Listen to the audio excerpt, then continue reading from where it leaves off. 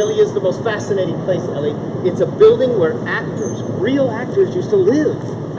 But really, Alan? A picnic? At a defunct playhouse? It's not exactly the most romantic thing in the world. Well, what could be more romantic than exploration of the extinct? We'll have a quick bite, and then we'll dive into the unknown. Now we may have to keep pinching pennies if we want to get the place up and running, but Up and running? Alan, you have to face the inevitable. The arts are dead. The pandemic killed them all. We're not equipped to bring them back. Well, maybe not all the actors, but their ideas, their promise. Come, if you just take a look, I'm sure you'll see.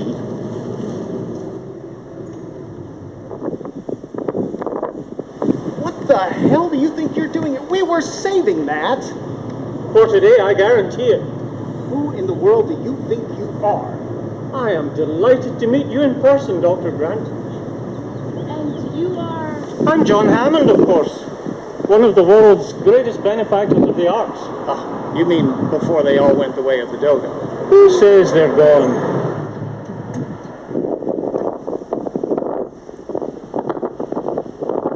You know the first attraction I ever built when I came from Scotland? A flea circus.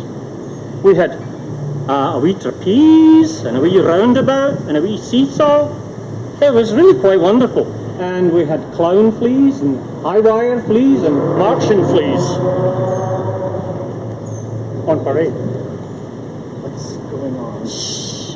But here, I wanted to show people something that was real, something that was not an illusion, something that people could see and touch, an aim not devoid of merit. But, Dr. Hammond, you're saying this isn't just a vestige of the past, it's something that lives on today? How can that be? With the cataclysmic events of 2020,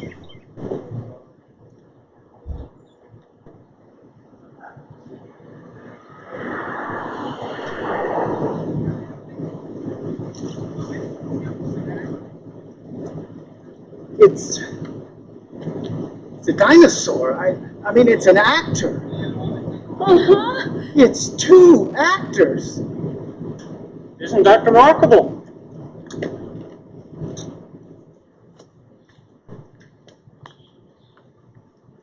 You did it. You crazy son of a bitch, you did it.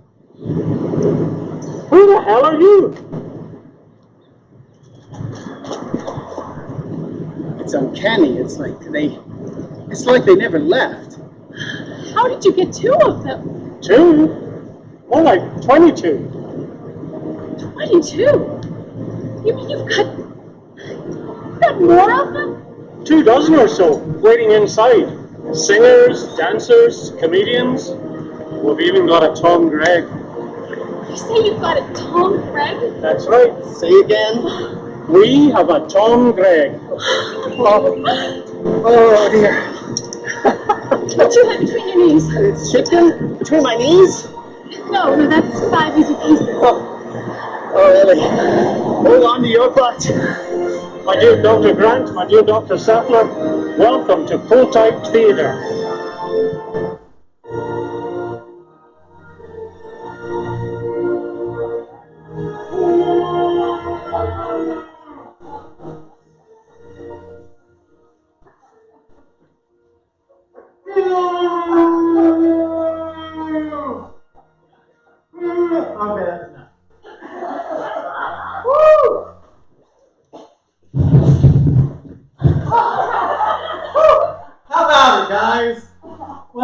Let's see. I was planning to come in here with a bang, but we sold the big fish cannon after last season. So, welcome to Full Tight Theater and its banquet. Wow, 51 years. Woo! Oh, that's a long time for a community theater.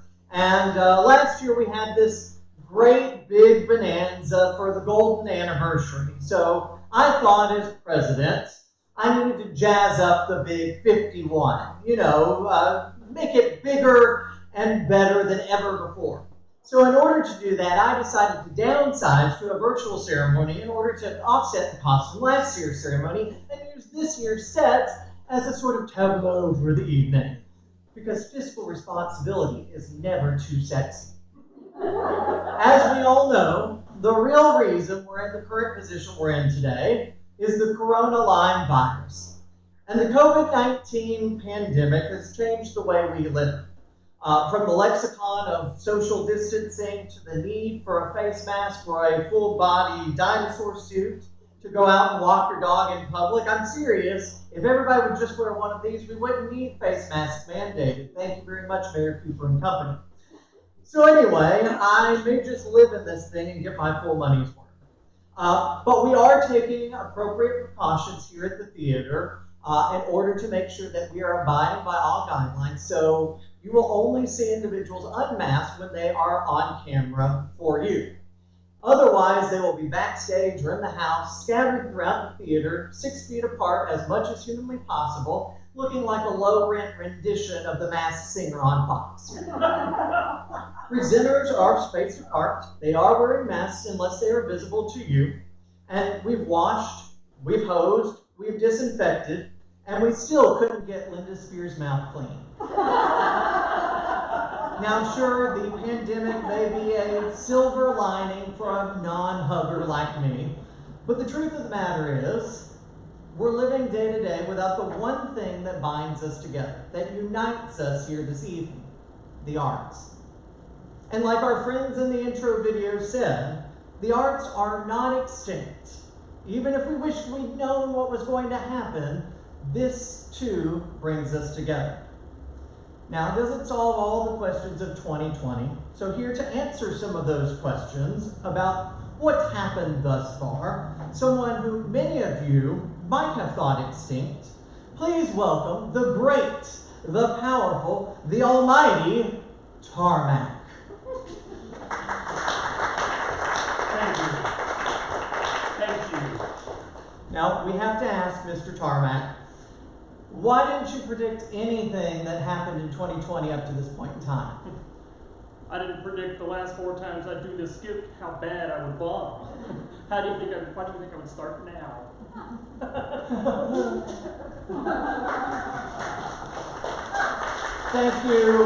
Thank you very much to Tarmac. So 2020 is gonna suck. And we're gonna keep on using phrases like uncertain times and unprecedented, and who knows, J.K. Rowling is probably going to write a book called Harry Potter and the Murder Hornets. But whatever the case may be, what didn't suck was the 51st season here at Pull Tight Theater. Now the theme for tonight's affair is when thespians ruled the world, and with good reason. Why? Well, look no further than our slate of shows scheduled for this past season, all about actors. You've got White Christmas, performers. You've got The Real Inspector Hound, farcical performers. You've got Cabaret, skanky performers. You've got Waiting in the Wings, formerly skanky performers.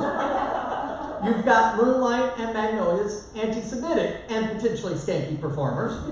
And then The Miracle Worker. You had Helen Keller, just trying her best to mine her way out of Alabama. Now, I have 5 more minutes of Helen Keller jokes, but I've been told it's inappropriate to deliver them when the intended target isn't here to defend herself. I also have 5 minutes of Ian McPherson jokes, but he isn't here to defend himself either. And y'all are out of luck, because those are some real doozies. Like I said, we do have a few presenters here and there, cramped in the back like a can of sardines at 40% capacity. And among them is Melanie McBurney. Now, Melanie is nominated this evening for Best Feature Actress this evening in Moonlight Magnolias. Melanie, some of you might recall, won 12 awards at the banquet last year, which is great, considering we only gave away 8. We've also got Esther Jane Pope here. Esther Jane starred in 2 shows this year. The Miracle Worker, when she was 5, and White Christmas, when she'd gone through puberty. Those and more are here to help us usher in the return of the Not Awards. The acting awards are back this evening, and I can already tell you there are numerous pleasant surprises. Unfortunately, the snub of the evening comes courtesy of Best Ensemble Actor, as I can already tell you that this night's winner was not Ben Pendergrass's muscles. Before we get going with all of the festivities that we've got lined up for you, I would be remiss if I didn't start off with a few hearty thank yous. In looking at the Board of Directors from this past year and our upcoming Board of Directors to come. In 2019 and 2020, we had 10 board members, the following of which you can see on the screen. They are Shauna Aiello, Leslie Barra, Mark Buchanan, Stephanie Dillard, Jeannie Drone, Tom Gregg, Matt Grimes, Dan Cassis, Ian McPherson, and Pat Street. Leaving the board this year are Shauna Aiello, Leslie Barra, and Stephanie Dillard. Taking their place is the new board for 2020 to 2021. Those individuals, as you can see, are Mark Buchanan, Jeannie Drone, Linda Gibbs, Tom Gregg, Matt Grimes, Carmela Hofste, Dan Cassis, Ian McPherson, Pat Street, and Lenny West. As is customary, normally the president swears in the new president. So to help me out with this particular momentous occasion, please welcome Miss Esther Jane Pope.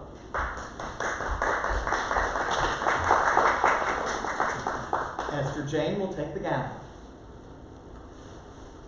Your president for 2020 to 2021 is Mr. Matt Grimes. Esther Jane, thank you very much. Elbow up. There we go.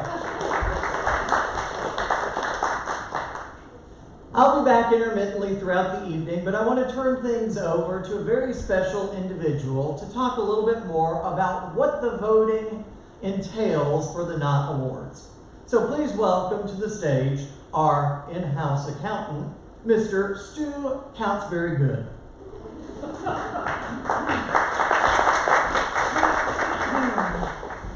Good evening. I'm Stu Counts Very Good from the accounting firm of Dewey Counts Very Good and Durr. I have the privilege to welcome back the Knott Awards for Pull-Type Theater and explain the voting process.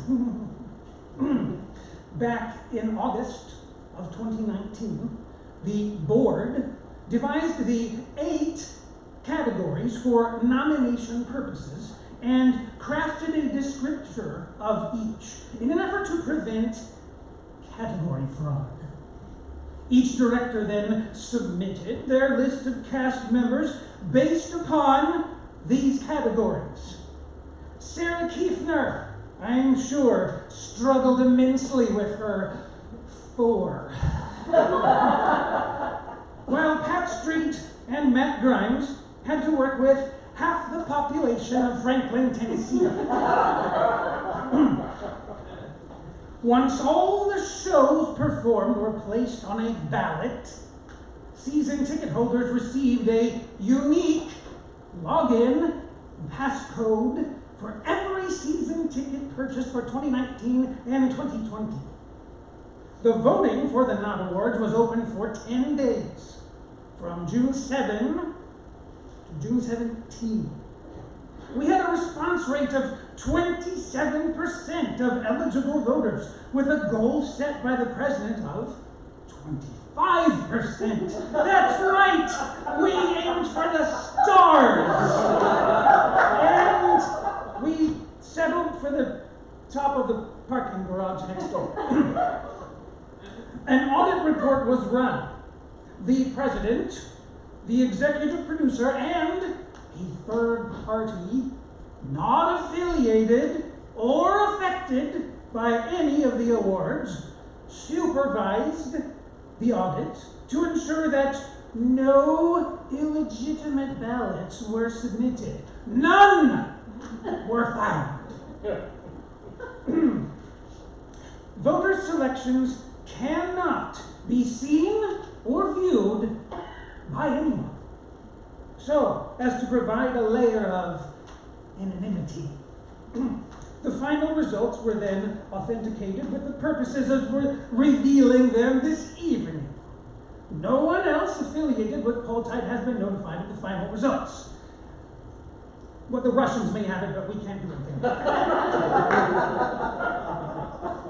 it. On behalf of accountants everywhere, thank you for the opportunity to tabulate and calculate. And now, without further ado, we are going to present the award for Best Actress in an Ensemble, presented by Mr. Ben Pendergast.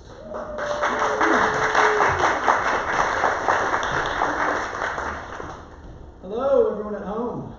The Not Awards. Here we are again. Well, some of us. Most of you are at home trying to figure out what chapter of Revelation we're in today. But, man, interesting times. Still special, just the same. Ensembles. Ensembles are such a crucial part to any performance, right? An ensemble can really take any show from being good to great. And we had such talented individuals this year. The ensemble, or the nominee rather, for Best Ensemble Actress are as follows: Catherine Cleveland, White Christmas; Chelsea Craig, White Christmas; Claudia Finnegan, Waiting in the Wings; Macy Helm, The Miracle Worker; Mia Helm, The Miracle Worker; Adelaide Hendricks, The Miracle Worker; Ella Pearl McClinney, The Miracle Worker; Megan Nielsen, The Miracle Worker; Sadie Mae Pope in The Miracle Worker; Meredith Seymour, Waiting in the Wings; Rachel Sinclair, Waiting in the Wings; Vicky Stiles, White Christmas; and Esme Watson, The Miracle Worker. And the nod goes to Rachel Sinclair as Doreen in Waiting in the Wings.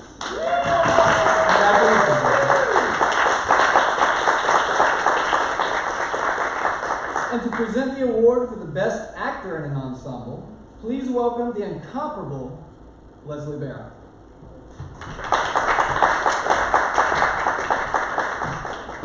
Good evening. As Ben had said, the ensemble is just so crucial. It is so vital to creating a beautiful production. I liken all of the people involved in our shows as being like puzzle pieces that, when assembled, make a gorgeous, stunning picture. And that with even one piece missing, the picture never looks right. And to me, that's the ensemble. They help create this wonderful imagery to support everyone else who's on stage with them. So I'm always grateful to a good ensemble. I think I can do this without my glasses. Let's get to the nominees here. We've got for, again, it's best, this is not my page.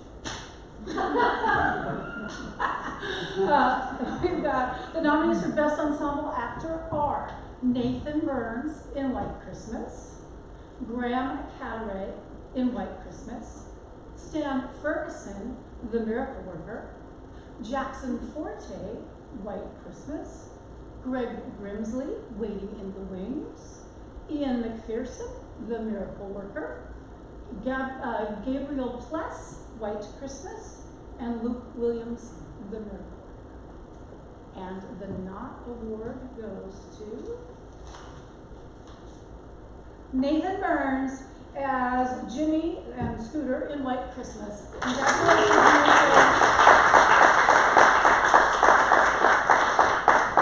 Up next, Jeannie Drone will present Techie and Congeniality Awards for her show, The Miracle Worker. But first, a recap of that production. Please welcome JT Landry and Melanie McBurney.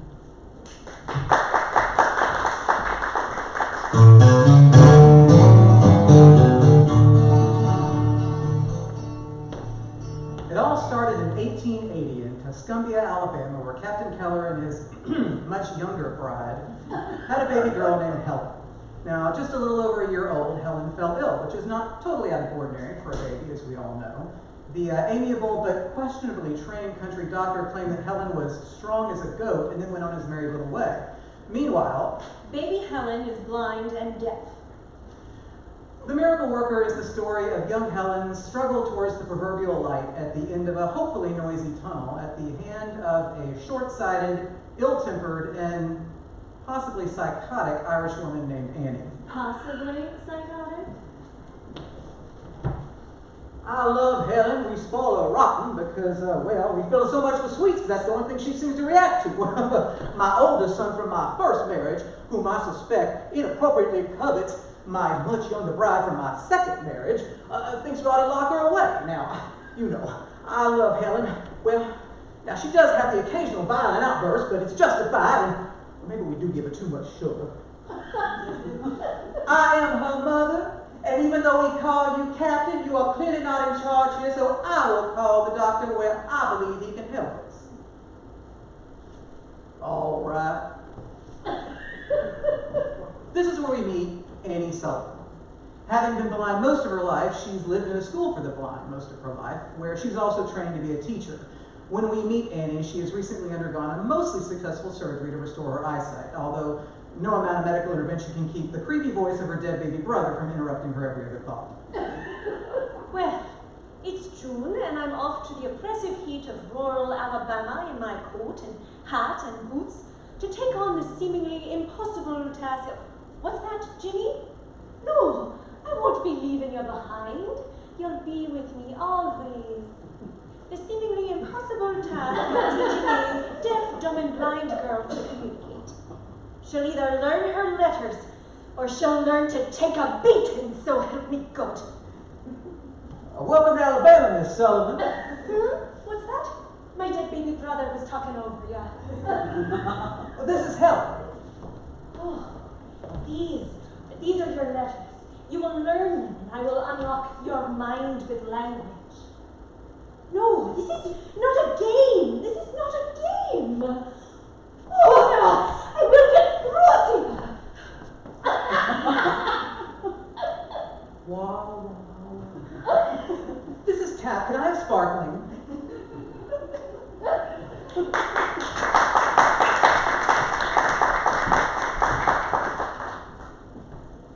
Hi, everybody. The Miracle Worker had so many wonderful people working on the show, taking it to fruition. I would be happy for anyone backstage to be the recipient of this award, but I am especially happy to be presenting this award to this special person. Our most valuable techie was with me from the beginning of this journey until the very end. This person did so much for us, some people didn't even know everything he did. From building the set, to painting the set, to picking up and returning furniture, and to making sure the pump was pumping water for us every night. I am so proud to say that the Miracle Worker Most Valuable Techie Not Award goes to Tim Massey. Congratulations, Tim. This season, the board also initiated a new award for each show called the Congeniality Award. This award is voted on by the cast and crew of each show. And as you know, and you could tell from our cutting, the Miracle Worker was a love fest of sorts. By the grace of God, I was blessed with a great cast and crew that got along beautifully. I couldn't be more proud of each and every one of them. They all gave more than 100% to help tell this beautiful, true story. However, our Congeniality Award goes to a cast member that always went above and beyond. I knew immediately at auditions that I would be casting this person, without a doubt. She not only exemplified the character on stage, but backstage she was always cheerful and helpful to her cast. With the most lines in the show, she knew all of those lines before everybody else. She asked herself for perfection, and she got perfection. Kind of reminded me of myself. I am so pleased to say that the Miracle Worker Congeniality Award goes to our Annie Sullivan, Megan Roberts. Congratulations, Megan and Tim, and we'll get those awards to you.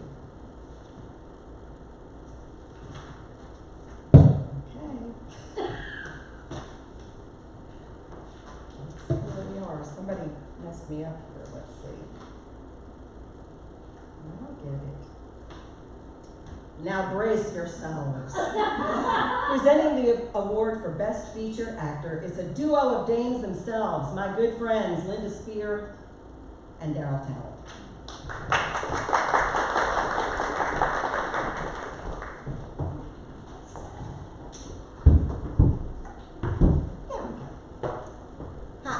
Hello. We're so excited to be here. Yes, we are. Do you think we can both get behind this podium? Well, I mean, you know. Yeah, well, the camera adds 10 pounds. Oh. And yes. 3 months of quarantine adds 15. But we're really... For some people, maybe.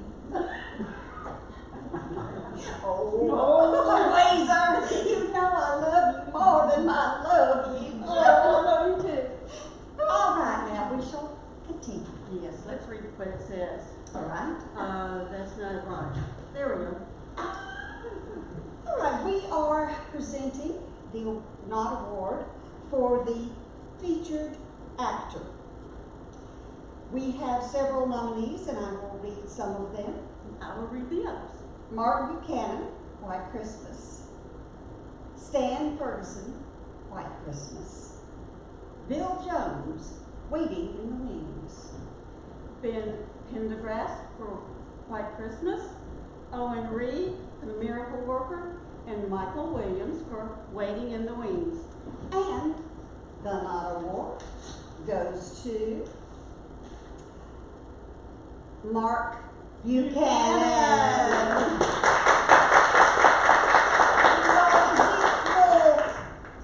Foster and the Snoring Man in White Christmas. And now. Congratulations, Mark. You'll get this trophy from my cold dead hands. Probably unable to top us, though he may try. Please welcome Greg Grimsley, presenting the Best Featured Actress Award. Thank you.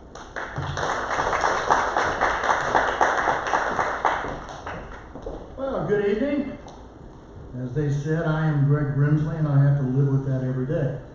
I am grateful for all the years that I've been able to be a member of the Pooltide family, and it is my honor to be here this evening to present to you the Best Actress in a Featured Role.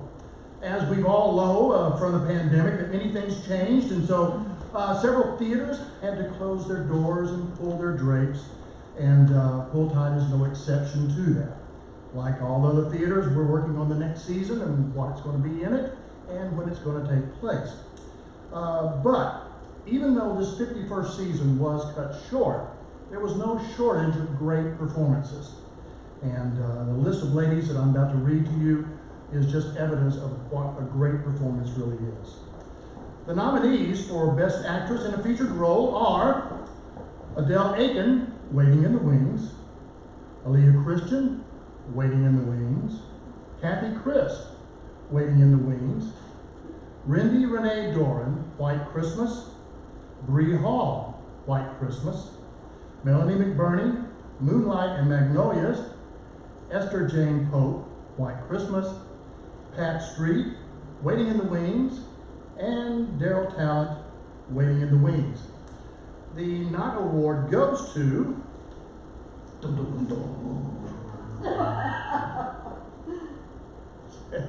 I really could have pulled this out 5 seconds ago, but I didn't. Pat Street. Sarita Murray, Waiting in the Wings. Congratulations, Pat. So you thought you saw the last of him? Yeah, right. But let's bring back to the stage your president, Mr. Matt Grimes. Now remember that extra laugh you threw in, Greg. So before I get going with the next award, I thought, being in commemoration of the 51st season, that I would pull up some interesting statistics about the number 51. For instance, did you know that the customary gift at the 51st wedding anniversary is There is no such thing as a 51st anniversary present. Okay. Did you know that it is also the age at which Roger Maris died? And you know what? 51 is not a very good number. But it is one of those things that is memorable in the sense that we have a span of longevity here. One that is almost too difficult to imagine. In this day and age, we have many, many individuals that have helped us to become successful. And one such award that the board gives away each year is the Howard Tellis Friend of the Year Award. It's in commemoration of a gentleman named Howard Tellis, a very influential member in the theater, and is given to a community member or organization somewhere within the city of Franklin or beyond that has helped to make pool-type players especially successful. This year's Friend of the Year goes to Jerome Ceslick, a patron here at Pool-Type Theater. To give you a little bit of an understanding of why he is our Friend of the Year. With the pandemic and with so many theaters fighting for survival, we at Pool-Type are lucky enough to have individuals that are willing to contribute, both in terms of their talent, but also in terms of their resources. And Jerome Ceslick, for the past 4 years, since 2017, has made quarterly donations to pool-type players. But on top of all of that, not only does he make those donations, HCA matches in kind each of those donations. So for the past 4 years, Jerome Ceslick and the fine people of HCA have helped to give back to this community theater, which means so much to so many people. So thank you very much to Mr. Jerome Ceslick, Howard Tellis Player of the Year.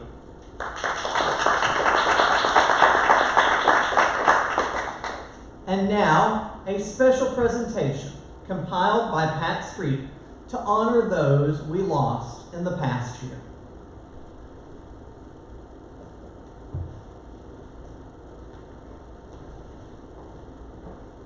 It has been a year of loss on so many levels, but some losses are more personal than others, even without COVID-19.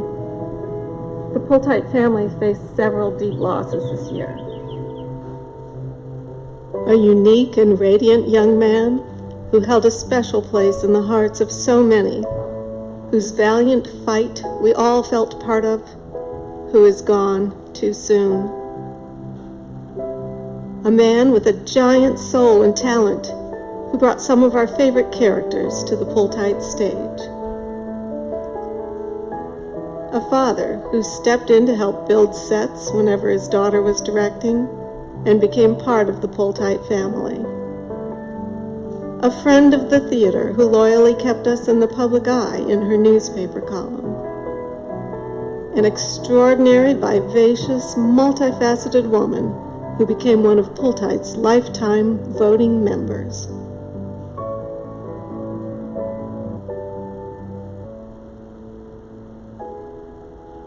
Raymond Cruz was literally a ray of light. In his all too short 19 years on this earth, he encouraged, motivated, entertained, and inspired everyone he came in contact with. Raymond appeared on stage in numerous productions and often worked crew. If you were lucky enough to be involved in a show with Raymond, you know he had a way of making you feel so very special. He was always genuinely interested in others and was so endearing you couldn't help but smile when he was around.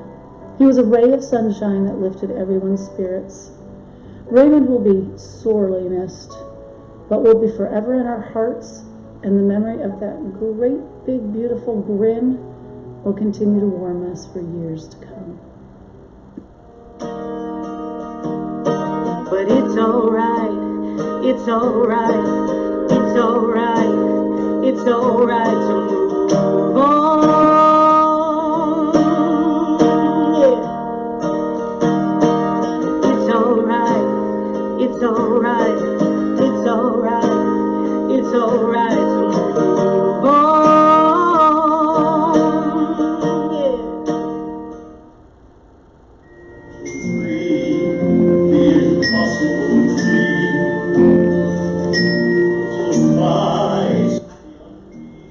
I was beyond thrilled to be cast opposite Dan in Man of La Mancha in 2011, and I'm so grateful that I got to be a part of that show and share that experience with him. I know that his work is going to stand the test of time, and he'll be remembered as long as there's theater being produced in Nashville. He captured so much of Don Quixote in his performance. His boldness, his creative genius, his tenderness. Every scene was just a little different every night because he acted as he lived, in the moment and from the heart. I think that we all owe Dan a debt of gratitude, not only for his many, many unforgettable performances over the years, but also for his paternal influence on many Nashville actors, myself included. He had gentle, insightful guidance, and he educated so many of us. His generosity of spirit was felt not only off stage, but also on stage, where he literally looked for moments to let other actors shine, even though he could have so easily overshadowed all of us with his immense talent. And I'll be eternally grateful that I got to work with him and know him.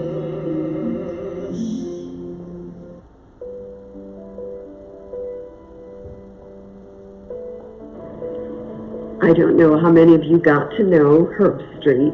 He was a dear, sweet, funny man, incredibly informed. He was your guy. If something wasn't quite working on the set, he could take one look at it, bam, it would be fixed. He was incredibly intelligent. He knew something about everything and a lot about most things.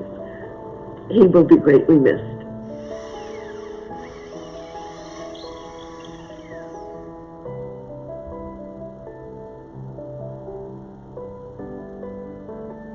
Hi, Peggy and I would like to take a few seconds here to talk about a good friend of ours and of Pooltights, Jean Dicey. Jean Dicey and her husband Don were long-time supporters of Pooltight players, starting way back in the early 1980s. Jean's husband Don was a very proficient pianist, and he played for several of our musical shows back in the 80s. And Jean would always be there with him, either turning pages on the score, or in general just keeping Don organized as the production progressed. Another thing Jean did, as many of you already know, she was the librarian at the Leapers Fork Library for many years, and she wrote a column for the Review-Appeal about the community of Leapers Fork. Somehow Pooltight crept into many of her articles. She told what was coming up and told about a show she had seen and everything, and she gave us some of our best publicity. We will miss you, Jean. Rest in peace. We love you.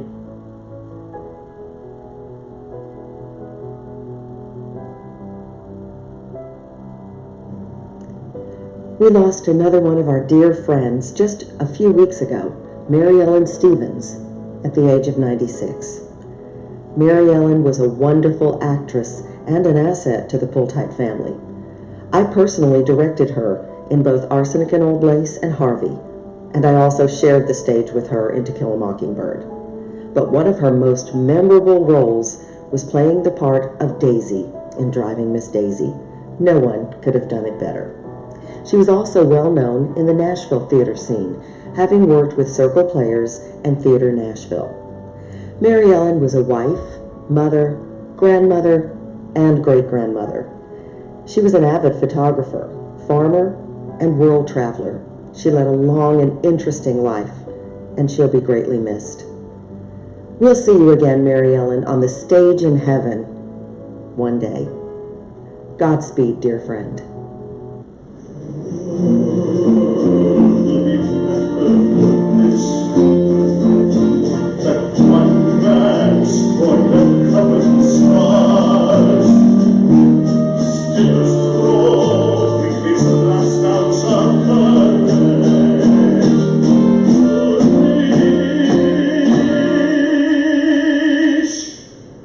The unreachable soul.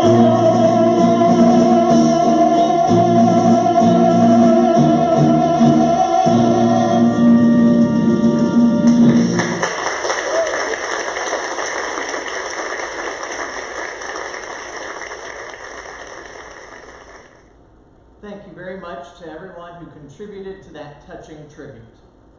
Taking a much-needed break from picture taking, here's Jeannie Drone to present this year's Behind the Scenes Awards. Hello again. The Behind the Scenes Award is voted on by the Pull-Type Board of Directors to recognize a person that is an asset to the group other than being in a show. My husband actually won this award many years ago for his behind-the-scenes work. This year, we honor a person that has been working with us more closely now for a little over a year. This person is a gem to have around, and I know it firsthand. He actually had nothing to do with the show Big Fish, but he helped set strike just because he's a great guy. He then dove in immediately to working on The Miracle Worker in just about every aspect of the show. I absolutely could not have produced the show without him and his wife. He worked tirelessly on building and painting the set, helping pick up and bring back furniture, as well as keeping our water pump working every night. Sounds familiar. But that was not enough for him. He also came back to help backstage on White Christmas. He stepped in to help with set changes during the run of the show, and he didn't even do it without a hitch. There's nothing this guy can't do. Again, this award is going to a person that does a lot without people even knowing about it. He also built a safety wall parallel to where we keep the computer backstage, so now we don't have to worry about people falling back there. This is a true behind-the-scenes act of kindness. I'm sure you know who this person is by now. The Behind the Scenes Not Award goes to my friend, Tim Massey. Congratulations, Tim.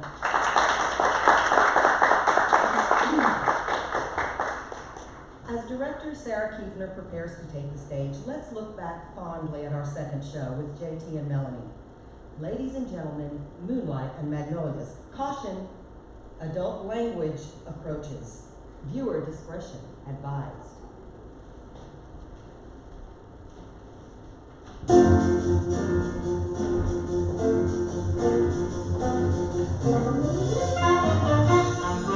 Hey, Melanie. Yeah, JT? What do you get when you lock 2 Jews and a jerk in a Hollywood studio office for 5 days? I don't know, but I bet it was bananas. All right, let's try this again. Hey, Melanie. What do you do when you lock 3 maladjusted, whiny man boys in a Hollywood studio office for 5 days? I have no idea. But I imagine they went nuts. All right, last chance. Melanie, what do you get when you take 3 of Hollywood's biggest egos, lock them in a Hollywood studio office for 5 days with nothing to eat but peanuts and bananas, and the seemingly impossible task of taking a 1,037-page novel, turning it into a 130-page screenplay while simultaneously tackling sociocultural issues like racism and prejudice? All with the help of a level-headed, seemingly omniscient, dazzling blonde shiksa of a secretary. Why, the highest-grossing movie in American film history. Gone with the Wind. You didn't read the book? No. You didn't read the book? Nope. This book? Still no. That's all right. I'll still pay you a ridiculous sum of money to turn it into a workable screenplay while I prattle on about my debilitating fear of failure and latent daddy issues. Okay. As long as I can also use this time to work through my angst about Jewish oppression in Hollywood, well, then I'm in. David, what is this shit? I won't work with him. David, this is bullshit. I really won't work with him. Oh, why heck? Because I'm not one of the tribe? David. Oh. I get to play Rhett? Fine, I'll behave. Miss Pollywell. Yes, Mr. Selznick? Come over here. I need to mansplain some things in your general direction. You know what a door is? It's that oblong piece of wood that blocks the entrance to my office. I want you to lock it and don't let anyone enter out for 5 days. Yes, Mr. Selznick? You know what a banana is? It's that yellow, oblong-shaped piece of fruit grows on trees. I want you to get lots of them. The bananas, not the trees. Yes, Mr. Selznick? You know what a peanut is? It's a legume. I'm pushing! Where is that stupid girl? Prissy! Well, what do you mean you didn't bring the doctor? You can't put that in the movie. Write it, or I'll go weirdly catatonic finally can stand here not blinking for a really, really long period of time. But Brett loves you. Oh, what a fool I've been. All this time it's been Red. Frankly, my dear, I don't give a shit. All right, so then what happens? I'll think about it tomorrow. After all, tomorrow is Another day.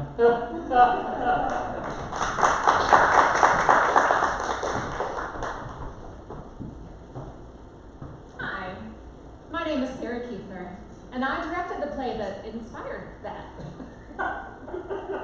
Although actually, that was such a close recreation of the play that I chose that I'm now questioning my judgment. Anyway, I am here to present the Tech and Congeniality Awards for Moonlight and Magnolias. This was my first directing experience here at Pull Tight, so my amazing producer, J.K. Gregg, and my tech crew had their work cut out for them as I had a lot of questions and a steep learning curve. But I could not be happier with the way that the show turned out. This award could go to any one of them, and I would jump at the chance to work with them again. And so, the Techie Not Award goes to Dustin Greenleaf.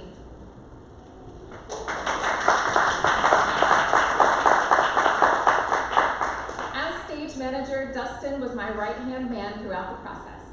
Before I even submitted to direct, Dustin was the first one I reached out to see if I could get him on crew. I was so excited when he took on the role of stage manager. Dustin, I adore you. Congratulations. And now, the Congeniality Not Award goes to Melanie McBurney. I'm in total awe of Melanie. I wonder if there's anything that she can't do. It would not surprise me to learn that, like her doppelganger, Cinderella, she has a team of mice and birds that help her sew curtains and whip up cocktails and get her dressed so impeccably every day. And despite being practically perfect in every way, she is incredibly humble and likable, so it is no surprise to me that she was chosen for this award. Congratulations, Melanie. And now, here to update us on all the youth guilds have done this past year, Carmela Hofsky.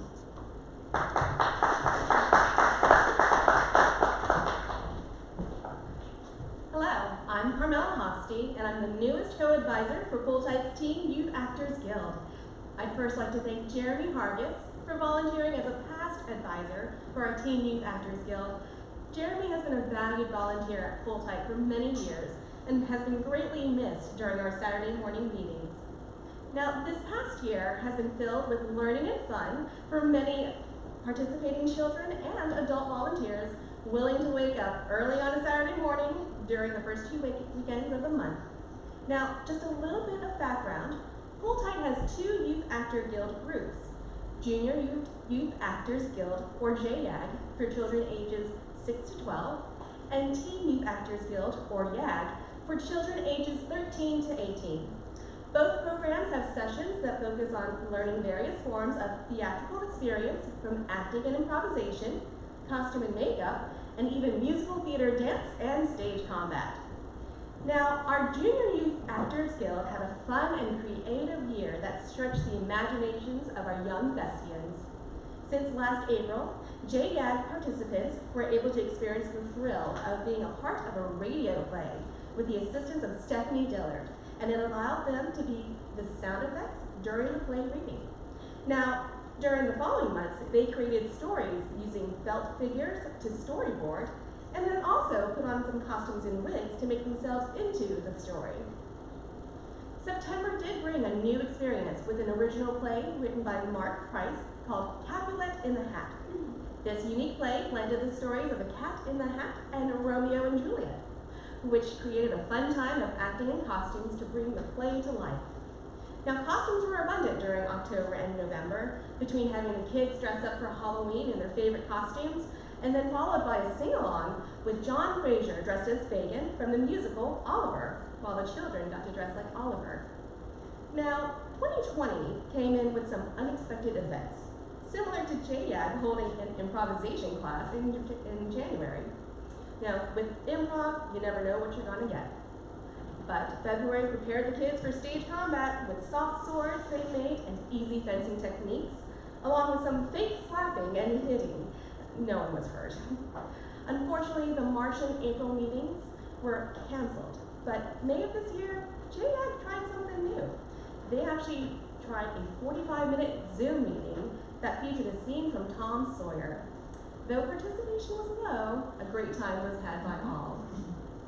Now, for our Teen Youth Actors Guild, or YAG, I was lucky enough to join this year's adventure in September.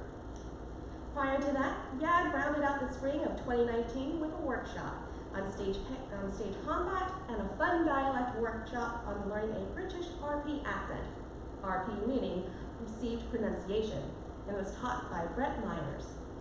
But after a summer break, YAG filled the fall with a very popular improvisation workshop with a dynamic duo of Abigail Nickel and Lily Thomas, and a spectacular basic dance workshop for musical theater auditions with our very own Melanie McBurney. We were thankful to have Clay Hillwood, stage combat extraordinaire, volunteer his time to work with teenagers on scenes and acting during the month of November. For December, we brought back Abigail for a special Hall Improv session where we played holiday and seasonal themed improvisation games. January was a quick break for us, but we jumped right back into the swing of things with Natalie Renee Long and her expertise in teaching the Meisner technique, an instinctive way to act, react, and improvise. In March, we utilized some of the acting skills learned in the previous month to develop powerful monologues. It truly got a little emotional, but in the end, we felt a little stronger about our acting choices. Since then, YAG has been placed on hold until we can bring back our workshops to where we are safe and comfortable in our theater. These JYAG and YAG meetings could not happen with the amazing support of our valued full-time volunteers. So thank you to our Junior YAG Actors Guild advisors, Peggy McPherson, Ashley Culpepper, Lucy Logan, and Melanie McBurney. And thank you to my co-advisor for our Teen Youth Actors Guild, Leslie Vera. Our Junior Youth Actors Guild group meets from 10:30 a.m. to noon on every second Saturday of the month, while our Teen Youth Actors Guild group meets from 10:30 to noon every first Saturday of the month. And all sessions are held here in Full Tight Theater when we're open. For more information on upcoming sessions, you can visit Full Tight's website and click on the youth link at the top to select which group you'd like more information. You'll also find email addresses and ways to follow us on Facebook to find out when our next available session will occur. Thank you for your time, and now here to honor our Jim Heifel Techie of the Year, Heather Bottoms.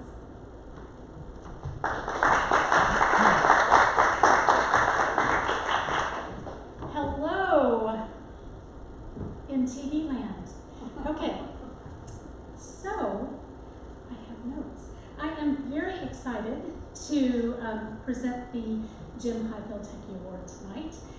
While he is not new to his craft, our Techie Award winner this year has only started working with Full Tight the last few seasons. I have been fortunate to work with him myself, and he is an utter delight. Our Techie of the Year is most comfortable working behind the scenes by himself. He is extremely patient, quick with a laugh, and incredibly talented. He has worked on several shows this season and continually raises the bar, making our productions look professional and always putting us in the best light as possible. And the Not Award for Best Techie of the Year goes to David Goodman.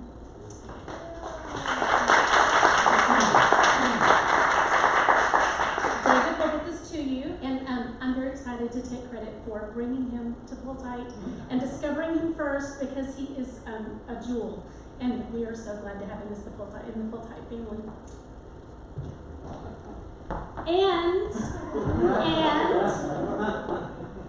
And I turn the page again, and I say, presenting the awards for our third show of the season, Pat Street and those wonderful recappers, JT and Melanie.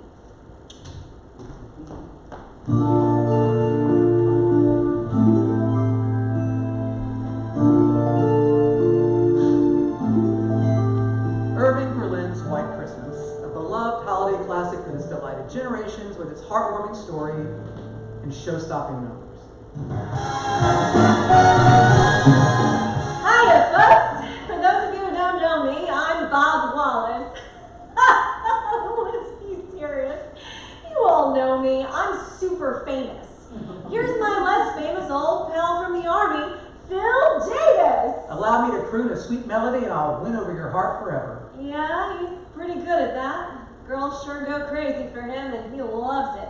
That's not for me. I'm a confirmed bachelor through and through.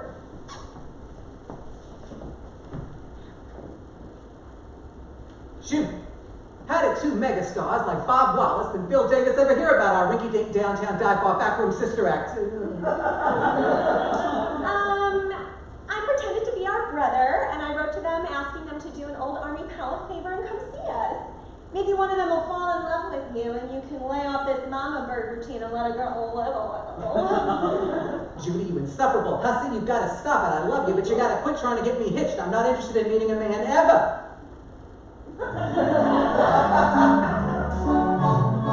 Sisters, they're never such a lovely sister. I'm in love. I will cover it by acting like I'm in third grade and mask my awkwardness with some mildly insulting commentary. I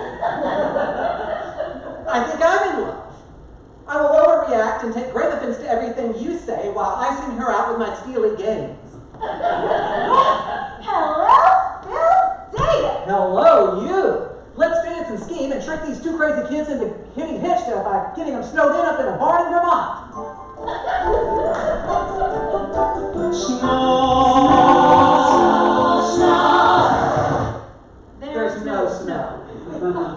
Cut to tropical Vermont, where we've got Bob and Betty, two perfectly matched consenting adults with an irrational commitment to a deep dislike to one another, and Phil and Judy, two crazy kids with gorgeous cheekbones who jump into a full-fledged showmance. Meanwhile, enter General Henry Waverly, former Army hero, now innkeeper, Susan Waverly, precocious granddaughter with a penchant for drama, and Martha the Megaphone Watson, former showbiz gal turned hotel busybody, without whose machinations we would not have enough story to make it to intermission. Say, Phil, it looks to me that the General is failing as a businessman. We really should do something to help the guy out and for me to show off for Betty.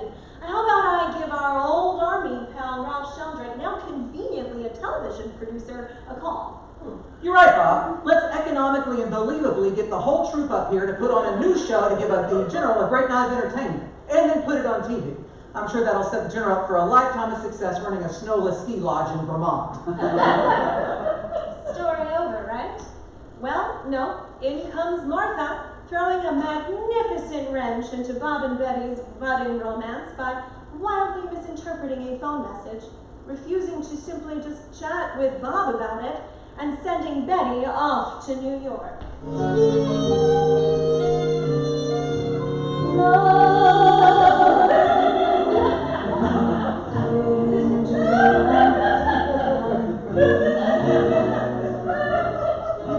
Love that song. That choreography was amazing with the four guys. It was just like the movie. Who did that? I did that. What are you doing here, Bob? Can't you see that I despise you with my icy gaze? While wildly desiring your body at the same time. Yep, that's pretty clear. I'd like you to meet Ralph Sheldrake, who has conveniently shown up to resolve this conflict between us. So I'm gonna exit and let that play out. And here we close our story with a classic fairy tale ending. Bob and Betty, Phil and Judy are all happy and in love, and the General has learned that settling into retired life at the inn is truly where his happiness lies. Ah, but it's not over quite yet, right? Because it wouldn't be a white Christmas without a little bit of magic and a little bit of snow.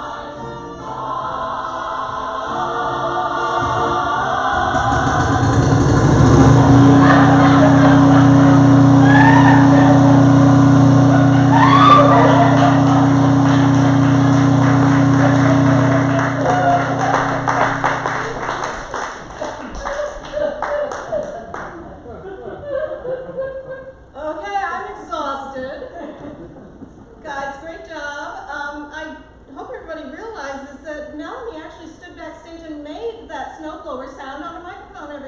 a super talented young lady.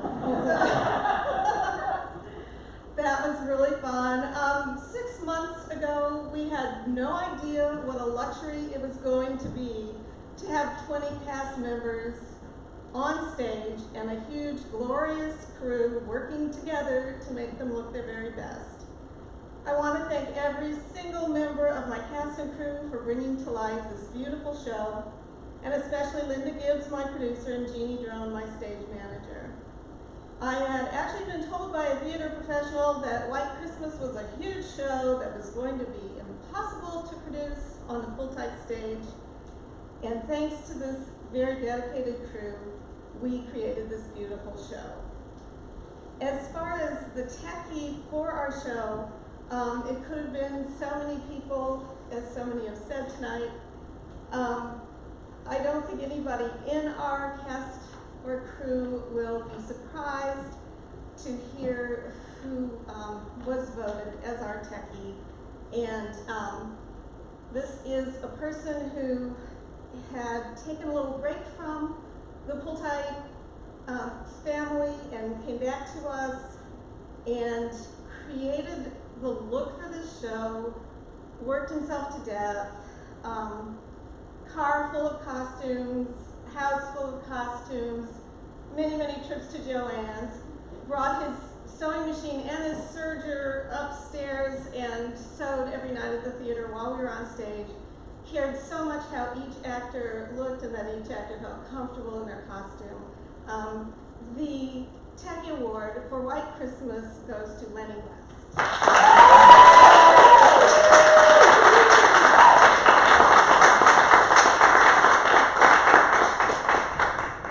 And our Congeniality Award, voted on by the cast and crew of the show. We have a little bit of a surprise here. It again goes to Megan Roberts. And I think what that says is just, she really is such a dear, and she really is genuinely that good of a person. And she worked hard on her own role and helped anybody else with theirs, as well as helping Lenny with costumes, as well as helping with painting the set, and helping with props and anything that she could do. She really is that great of a person. Congratulations, Lenny and Megan. I also have the privilege of presenting the award to this season's Newcomer of the Year. Every year we try to make sure to acknowledge somebody who is relatively new to the theater. The stipulations are that you have to have been here 3 years or less. And this year is somebody who has become very dear to me. Her first show was South Pacific, and the way Jeannie described it was, as a stagehand for that show, she saved her life. Then she went on to be backstage help for The Miracle Worker, which I was stage managing, and in that case she saved my life. And then she was in our cast as well as stagehand for White Christmas, and invaluable to us on that, with her spreadsheets and her figuring out how to hang the drops up and how everything got arranged backstage was one of the trickier parts of the geometry of doing such a massive show. She also throws into the bargain her wonderful son, Corey, who is becoming one of our techies. The Newcomer of the Year award goes to Vicki Stiles. Congratulations, Vicki. And after yet another costume change, here's Matt Grimes and company to present Waiting in the Wings. Take it away, JT and Melanie. Thank you for being a friend. Travel down the road. Waiting in the Wings is a verbose dramedy set at a country retirement home for aging British actresses. It is a story full of sweet memories, petty rivalries, and poignant vignettes masterfully played by some of Pull-Type's most revered actors. Yes, and to parody this play would be a grave misstep, erring on disrespect, and not one that I think we should endeavor. Then again. Waiting in the wings. To die. Davenport is the name. I was quite good in my day, but that day has gone. I don't have much left in the way of feelings, except for my everlasting disdain for Lotta Bainbridge, whom I loathe, for reasons I will not disclose. So I will sit here in this house of hens, nurturing my hateful Lotta, stoically casting dispersions where I please, as I wait in the wings to die. How'd you do? I'm Lotta Bainbridge. I too was quite good in my day, but clearly I've done a better job at bearing the proverbial hatchet than my longtime rival, Maid Davenport. Still, I will attempt to shuffle off this mortal coil with grace and dignity, although I had hoped to do so with money. Dying is so much easier with money. But alas, that is not the case, so I will wait here in the wings to die. For the sake of brevity, there are 9 other actresses waiting in the wings to die, some sooner than others. They are looked after by Miss Archie, their militant superintendent, Harry, a soft-hearted man who acts as their secretary, and Doreen, a sweet-natured, though painfully awkward housemaid. And along the way, we're introduced to Osgood, an unseen character's gentleman caller, Dora, Lottie's tearfully dramatic companion, Zelda, a gossip columnist who's writing a clandestine article about the wings, and Dr. Jevons, who is, well, the doctor. Aren't we forgetting someone? I don't think so. No, I'm almost certain there's one more. Are you sure? Isn't there a sun or something that shows up? You know, after it turns into a sad sort of musical? Was that this show? Wasn't it? You know, I'm going to go over here and wait in the wings and try to remember.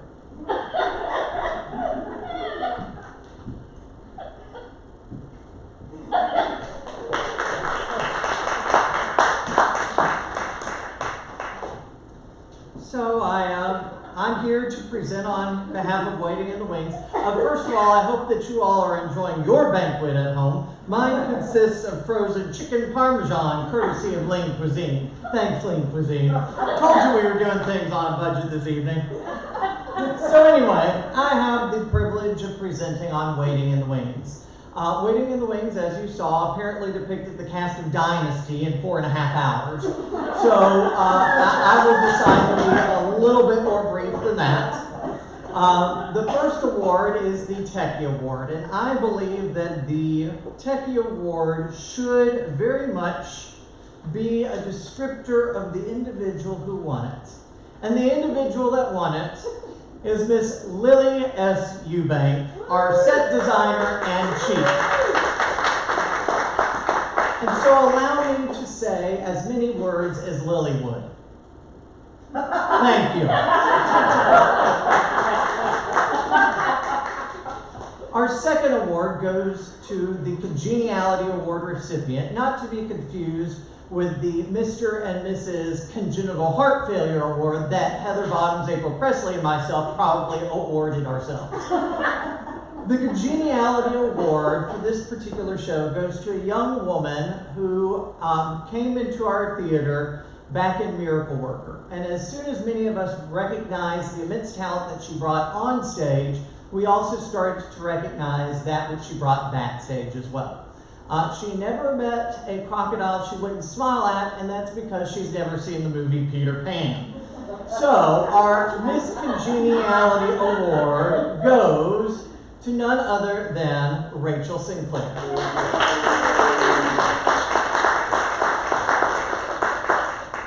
And now a brief interlude for a most wonderful treat.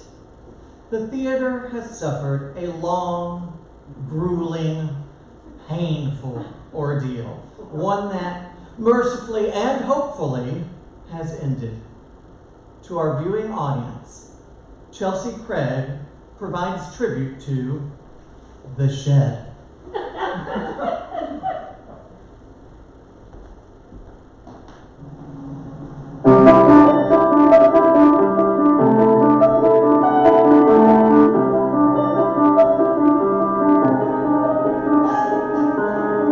Every day another change in the framework, in the doors, in the siding, in the colors, in the roof line, in the floors. Every day a different plan. How can we complete this task? Concrete bolts or nut valve. Green room has to have a step. Do we really need this shed?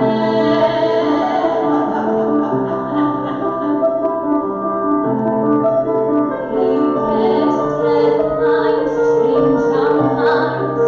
We must resubmit. We could end it all right now, but first we cry. There are far too many rules, makes us often feel like fools, building such a crazy business.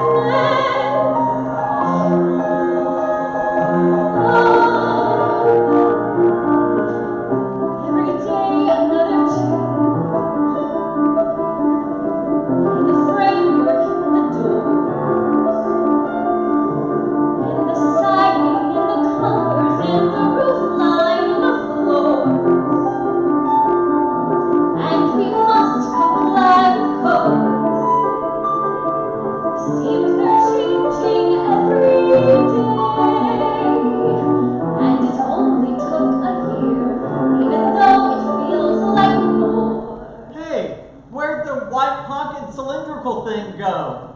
Now we have the perfect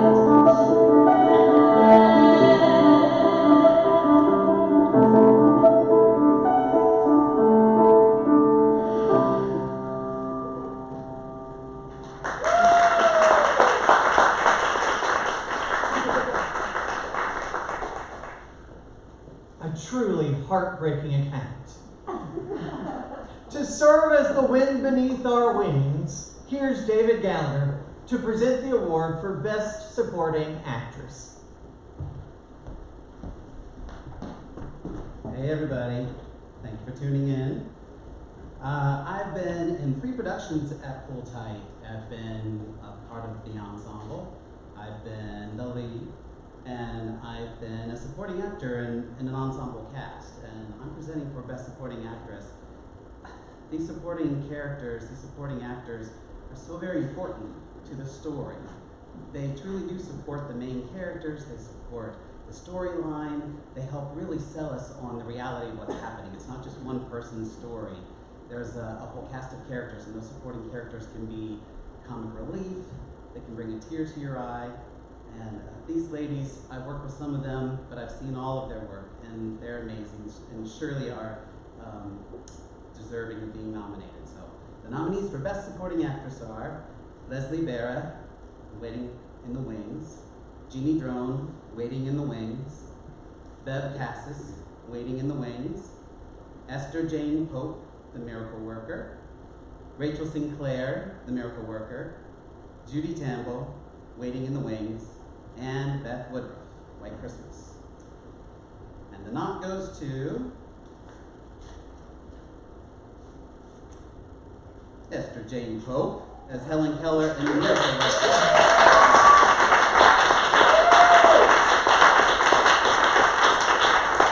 That's terrific.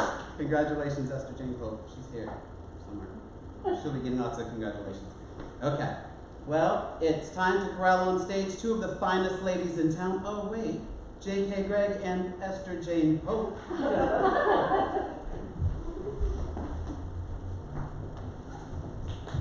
Congratulations. Okay, we're here to present the Best Supporting Actor Award. And the nominees for Best Supporting Actor are Tom Gregg, Moonlight Magnolias; Greg Brimley, White Christmas, Jeremy Hargis, Waiting in the Wings, J.T. Landry, Moonlight and Magnolias, and Greg Pope, you know him, don't you? The Miracle Worker. And the knot goes to J.T. Landry.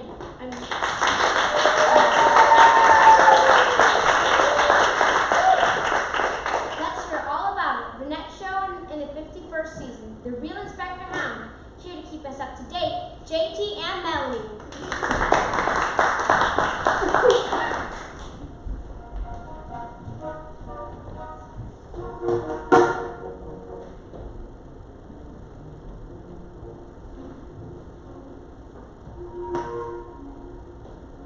Moon! I say, Moon, is that you? Hello, Bird Boots. Oh, dear fellow. Smashing seeing you here. Oh, I've heard excellent things about this show. Deeply dedicated cast and crew. Brilliant comedic handling of Tom Stoppard's The Real Inspector Hound.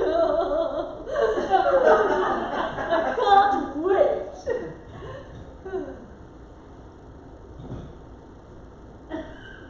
Has it started yet?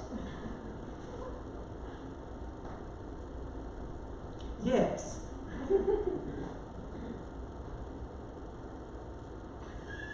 Are you certain?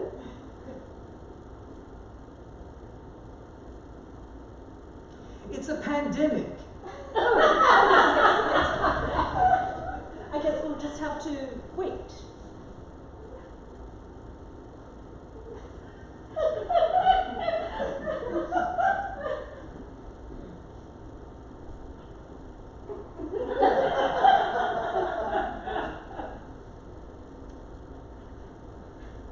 Well, I mean, I can't wait here all the evening. Perhaps next season? Quite.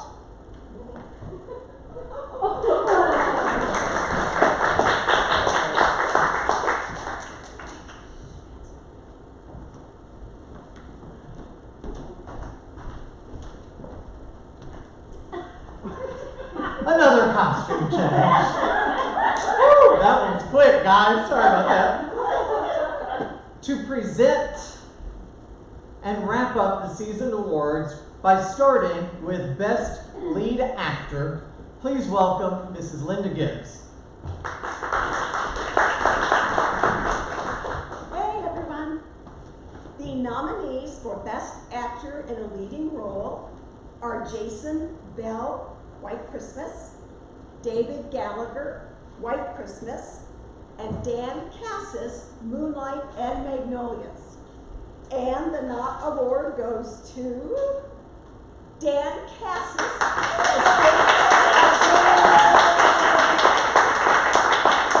as David Salznick in Moonlight and Magnolias. Congratulations, Dan. And saving the best for last, here is Lenny West to announce the winner for Best Lead Actress.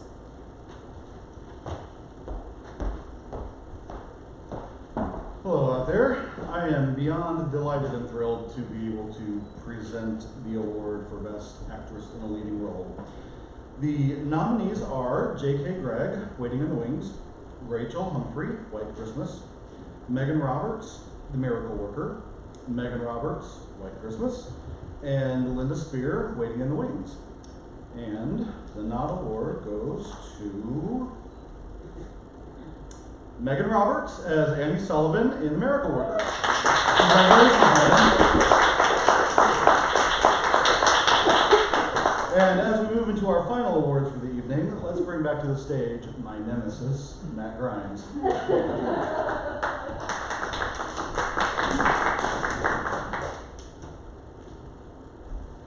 As we begin, three of the most prestigious awards here at Full Tight Theater, I have the honor as president to present the Cam Davis Spirit Award. And I feel like I am probably not the person best suited to tell you about this award. Instead, let that honor go to Cam Davis's family themselves. So I present to you a video from Cam's family.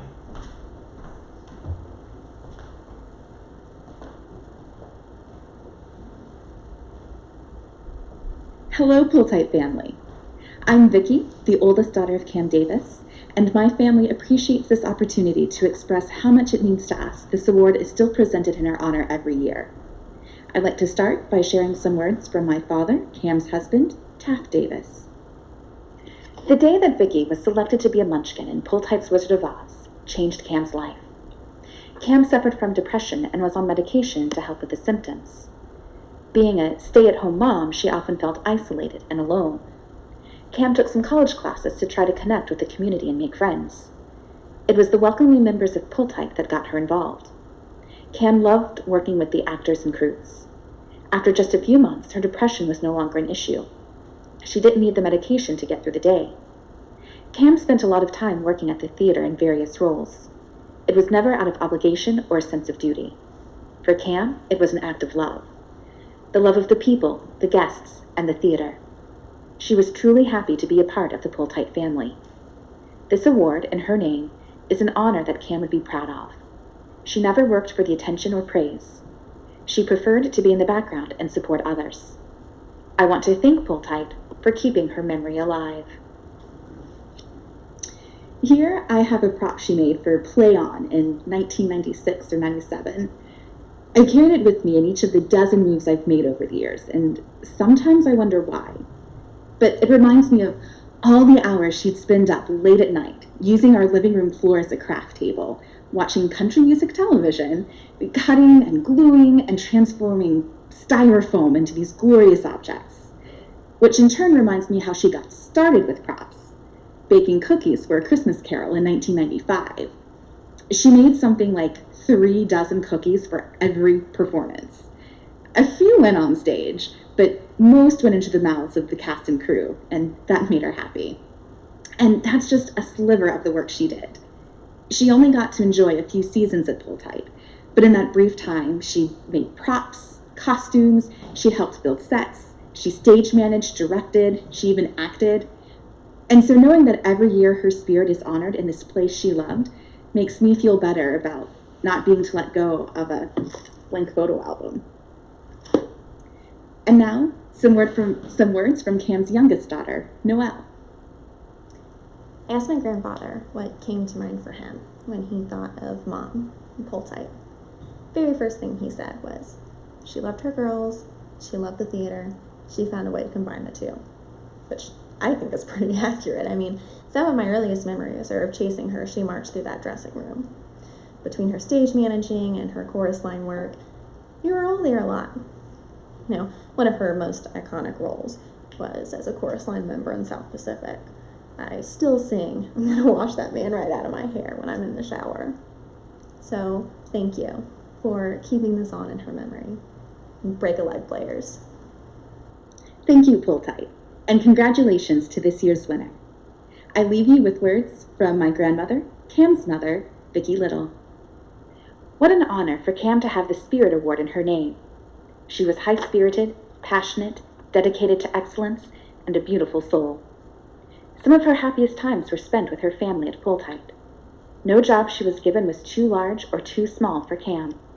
She attacked them all with enthusiasm and heart. The recipient of this award would have found a friend in Cam.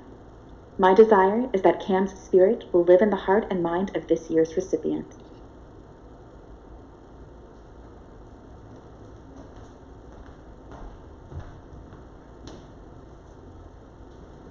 It's not done out of obligation or sense of duty.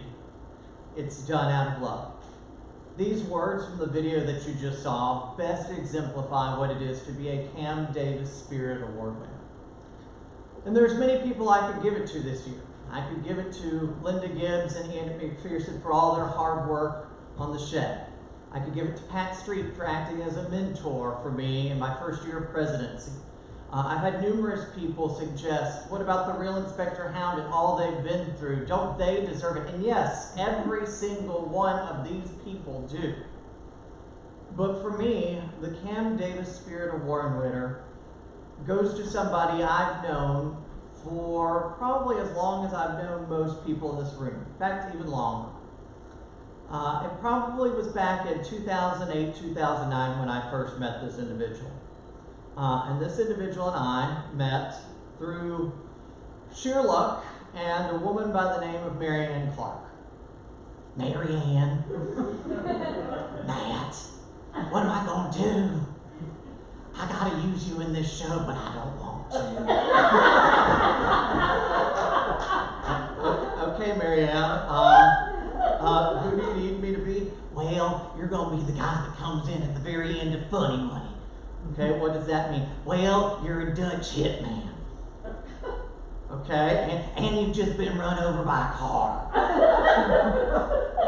Okay, thanks, Mary Ann. Sure, okay, glad to do it for you. And I'll be your stage manager, sure, I'll do everything and more. But I'm really glad I took the job, because along the way I met many people that already had a hand here at Full Tight Theater. And one of those individuals is here with us tonight. He's an individual, yes, he is an individual who joined the board recently, who took on everything that was asked of him, from helping to work on the website, to chair the banquet committee, to serve in a multitude of backstage capacities, to help out in any way possible on stage and off. He's an individual that, much as he might have wanted to say no anytime I asked him, he didn't. And for that reason, I could think of no better individual than Dan Cassis for this year's Cam Davis Spirit Award.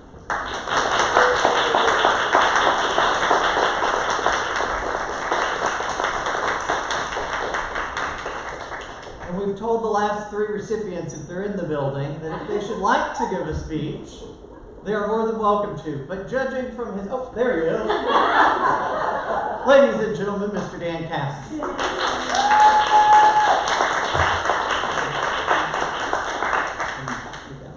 Okay. Thank you so much, Matt, and so everyone at Full Tight. This means an incredible amount to me. I was not expecting it at all, so they had to shove me.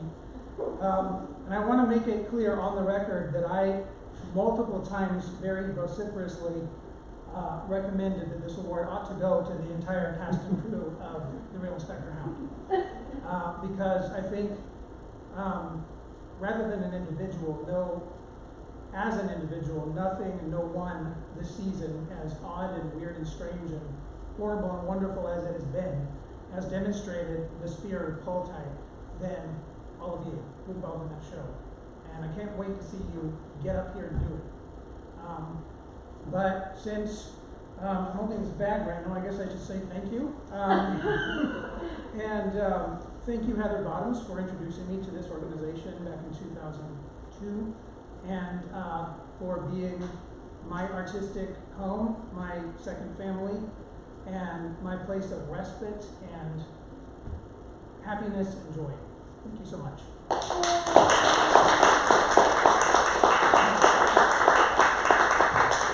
And now, to present this year's Player of the Year Award, please welcome to the stage last year's recipient, Tom Gray.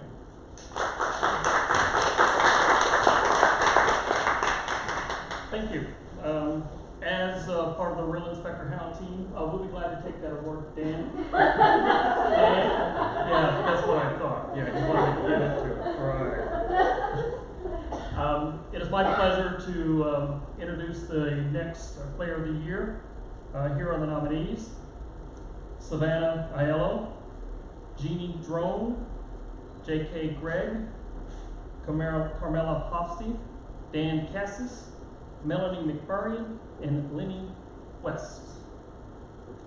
And the nod award goes to this person has been integral in the last few years of our Full Tight family.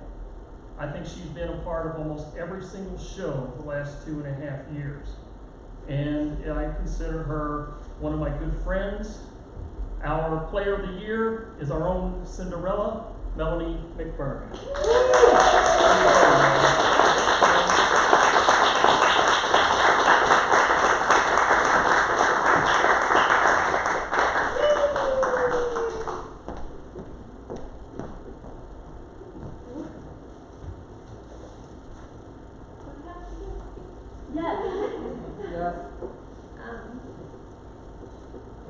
What do you say? I say thank you. From so deep down, thank you. Thank you for welcoming me into this space, for giving me a home here, for being my family, for allowing me to be a member of this team. The team thing is a theme for me that I feel the need to mention. Not one of us does anything that we do here, outside of here, but mostly here. The magic that we bring to this space, not one of us does it alone. We are all part of a team. So this award is as much, I'm thanking you for giving it to me, but it's as much for me as it is for the incredible talented cast that we get to work with. The crews that we never get to see their faces out here, who are so important. The tech folks sitting up there, the production teams, the creative teams, and I cannot forget the home team, my Dan. Without your support and your love and your willingness to just give me up to this space for hours and weeks and months on end, I love you, and I love all of you. Thank you so much for this.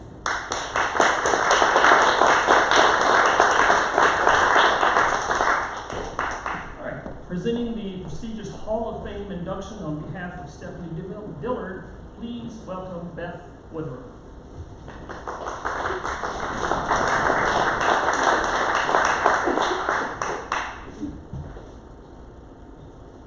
Good evening. I'm very privileged to be able to present this year's Hall of Fame award. And the nominees for Hall of Fame are Ruth Childers, Dustin Greenleaf, Jeremy Hargis, Bill Jones, J.T. Landry, Lucy Logan.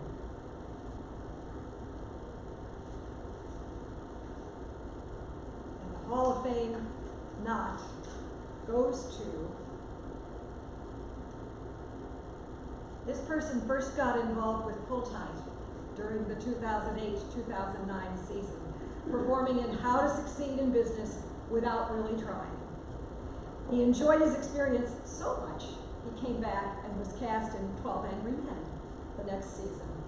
Since then, he's performed in 12 more shows with Pull Tight. Aside from performing, he has worked in many backstage capacities, including lighting execution, sound execution, paint crew, door worker, audition assistant, stage manager, and producer. His Pull Tight participation has extended to numerous committees, including the lobby renovation and not awards banquet, in addition to chairing the Tech Updates Committee. He has previously served on the board of directors as parliamentarian and as a member at large. He was a Teen YAG advisor for 5 seasons and produced 4 Youth Guild shows. He's currently serving his 6th season as executive producer. Huge job. This person is the proud recipient of a Nod Award for his portrayal of Pharaoh in Joseph in the Amazing Technicolor Dreamcoat, and the Techie Award for stage managing Angel Street. He was also honored as Player of the Year for his involvement during the 2014-15 season. I am so happy and proud to present this year's Hall of Fame to Jeremy Hargis.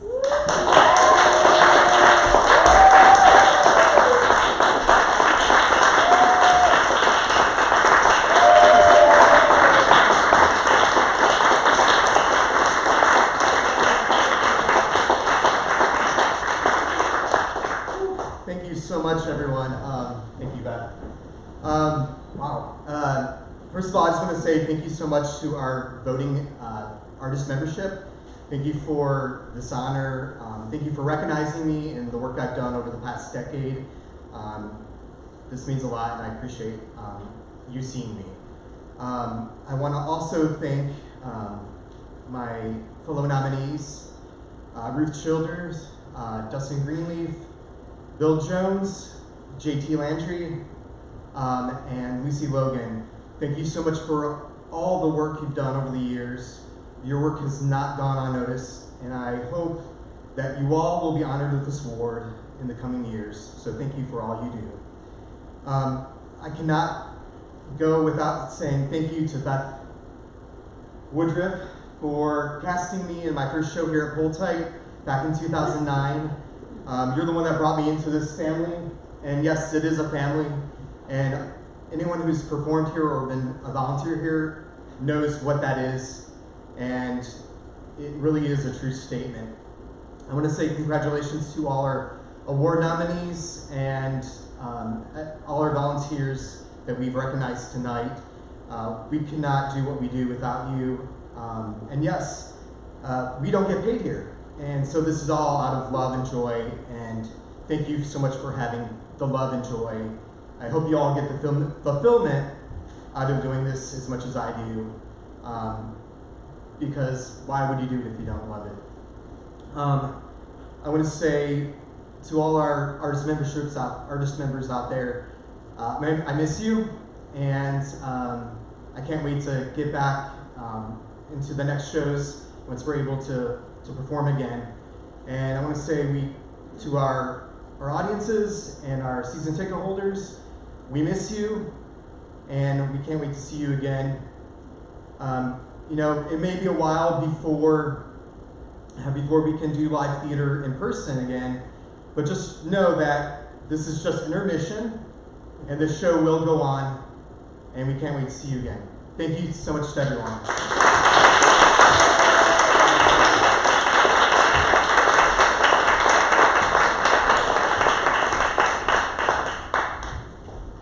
Well, we're officially at the end of our show, and on behalf of the Not Awards Committee, Matt Grimes and Dan Cassis and me, we'd like to thank everyone who has helped us create this first-time virtual event, and also thank everyone who's joined us online. The pandemic has changed many things, but it cannot change the bond we all feel as members of Poltite, or our gratitude to our audiences. And you know what, I think there's a lot of things we could say to close this event, but I think it was best said by the character of Ian Malcolm, Dr. Ian Malcolm, in the movie Jurassic Park. Art finds a way.